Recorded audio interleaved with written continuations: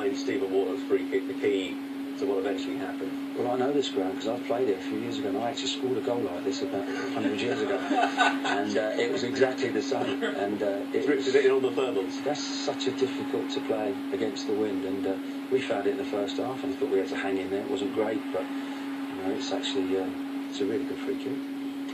Let's talk then in a little bit more detail about the extraordinary events over the last 8 days. It's obviously great from your perspective for the Leeds fans and for us as well to see you still very much in charge. Have there been conversations with the prospective new owner, Cellino, because the contracts have been exchanged, we're waiting Football League approval. What kind of contact have you had with him over the last 8 days, if any? No, I haven't had any. I spoke to him originally. I think from my point of view, the only thing that matters really was that result today. And I think from the prospective new owner, we've been getting messages. The only thing that's mattered to him today was that result. And the common ground that any owner and any manager would have, if you're at Leeds United, is to get Leeds United back to where we belong. And I know we've got that common ground. That's absolutely certain. We know about his record as well when it comes to hiring and firing managers. I'm not going to quote the stat again because you'll have seen it loads of times over the last week or so. But when you think about your future, when you see who's potentially taking over, how difficult is it to detach yourself from that and not to worry about what potentially could be coming and concentrate on the job? No, I can't worry about this. All I can do is concentrate on the dressing room, the players, the supporters, the staff. And what's really important for me, and it's always been important from day one, is to have everybody going in the same direction. And that's what we want going forward. In a funny kind of way, given what we saw last week, given what we've seen this week, has the adversity off the pitch, has it knitted the players even closer together? Well, I think you can see that. You saw that against Huddersfield. You can see the reaction from the supporters. And I just get that feeling. I said to Nigel Gibbs, I just feel we've got this real bond going forward now. And we're going to need that. There's 17 games to go. We've put ourselves in with a shout.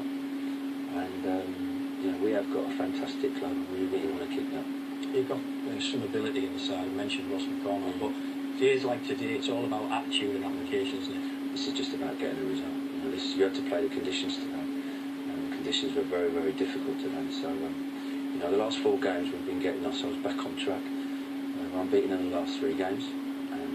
We now go to Brighton and look forward to that. And important to get back on track, because let's just refer then to your next few fixtures. You mentioned the game against Brighton. It's a tough run because, of course, Middlesbrough have been decent before. We know about QPR, Bolton not having a great season, then you're up against Reading and Burnley, of course, Reading, your old club. I guess from your perspective, the team's perspective, in terms of you're going to do something this season, 5 off the play as things stand, this whole situation has to be sorted quickly, doesn't it?